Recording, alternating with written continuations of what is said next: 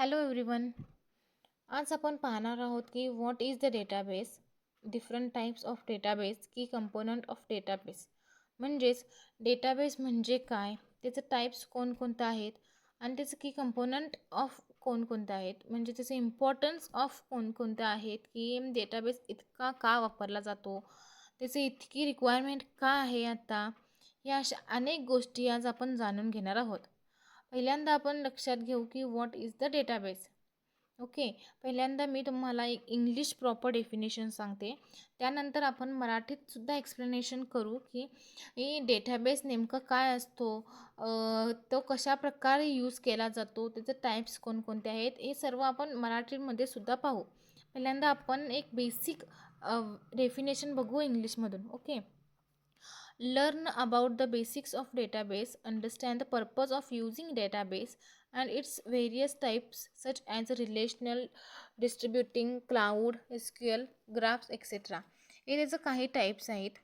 आता a database is an organized collection of data stored electronically which allows easy storage, retrieval, update and management of information. आता मी जे म्हटले हे इंग्लिशमध्ये proper definition आहे, जे तुम्हाला तुमच्या एक्झाममध्ये यूज होईल.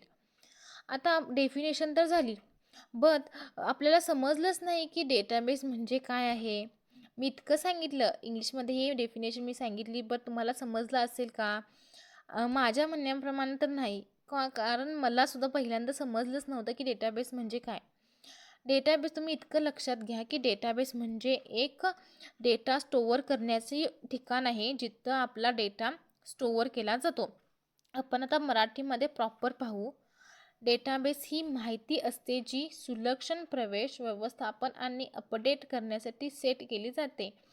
संगणक डेटाबेस सामान्यतः डेटा रेकॉर्ड किंवा फाईल्स एकत्रीकरण संग्रहित करतात, ज्यात माहिती असते जसे की विक्री, ग्राहक डेटा, आर्थिक आणि उत्पादन माहिती. डेटाबेसचा वापर कोणत्याही प्रकारचा डेटा संग्रहित करण्यासाठी, देखरेखीसाठी आणि प्रवेश करण्यासाठी केला जातो, जे लोक, ठिकाणे किंवा गोष्टींची माहिती गोळा करतात. म्हणजे मी तुम्हाला आत्ताच म्हटलं की डेटाबेस एक डेटा स्टोअर करण्याचं ठिकाण आहे. तो कोणत्याही पद्धतीचा असला तरी चालेल. म्हणजे तुम्ही कोणत्याही ठिकाणी फिरायला गेला तर त्याची माहिती, तुम्ही कोणतेही बुक वाचला तर ती माहिती, तुम्ही कॉलेजला गेला आणि तेव्हाच तुमच्या सरांनी काही इम्पॉर्टंट नोट्स दिल्या, ती माहिती, प्रत्येक ठिकाणी प्रत्येक each and every data we can stored in database. डेटाबेसमध्ये आपला डेटा एक पूर्णपणे सुरक्षित असतो. तो डेटा आपण मॅनेज करू शकतो, अपडेट करू शकतो, रिट्रायवल करू शकतो. म्हणजेच काय, आता हे लक्षात घ्या. अपडेट म्हणजे चुकून आपल्याकडून चुकीचा डेटा इन्सर्ट झाला असेल तर तो डेटा आपण अपडेट करू शकतो. डेटा आपण डिलीटसुद्धा करू शकतो. डेटाबेस हा बेसिकली खूप सिम्पल आहे की त्यामध्ये आपण आपला डेटा स्टोअर पण करू शकतो, तो अपडेट पण करू शकतो, तो डिलीट पण करू शकतो आणि तो मॅनेजसुद्धा करू शकतो. आता आपण पाहणार आहोत की types of database. Relational database, SQL database, document database, key value database, columnar database, graphs database, time series database, object oriented database, new SQL database. हे काही टाईप्स आहेत डेटाबेसचे, जे आपल्याला खूप इम्पॉर्टन्स आहेत. आपल्या एक्झाममध्ये आपल्याला विचारू शकतात की टाईप्स ऑफ डेटाबेस सांगा, तर आपण हे टाईप्स लिहू शकतो आणि त्याचे छोटे छोटे डिस्क्रिप्शनसुद्धा लिहू शकतो. जेव्हा आपण प्रॅक्टिकल करू तेव्हा तुम्हाला ह्या relational, document database, graph database याची पूर्णपणे माहिती होईल आणि तुम्हाला समजेलसुद्धा हे नेमकं काय असतं. ओके.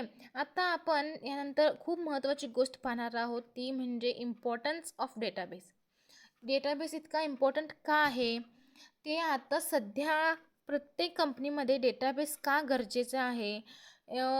तुम्ही इतकं लक्षात ठेवा, डेटाबेस एक store large amount of data safely, म्हणजे डेटा स्टोअर करण्याचं एक महत्त्वाचं आणि सेफ ठिकाण आहे, जिथं आपला डेटा सेफ राहू शकतो, आपण अपडेट करू शकतो, तो डिलीट करू शकतो. रिट्राईव्ह डेटा क्विकली, म्हणजे जेव्हा आपल्याला त्याची गरज असते तेव्हा तो आपण डेटा घेऊ शकतो. असं खूप काही इम्पॉर्टन्स आहेत. आता पुढे आपण बघणार आहोत की पॉप्युलर डेटाबेस इन 2025मध्ये जास्तीत जास्त वापरण्यात आलेले डेटाबेस कोणकोणते आहेत. तुम्हाला दिसतच आहे की ओरॅकल, मायस्क्यूएल, मायक्रोसॉफ्ट, MongoDB हे डेटाबेस आहेत जे पॉप्युलर आहेत 2025मध्ये. यांचा खूप यूज केला आहे स्टुडंटने, युजरने. हे डेटाबेस खूप वापरले आहेत.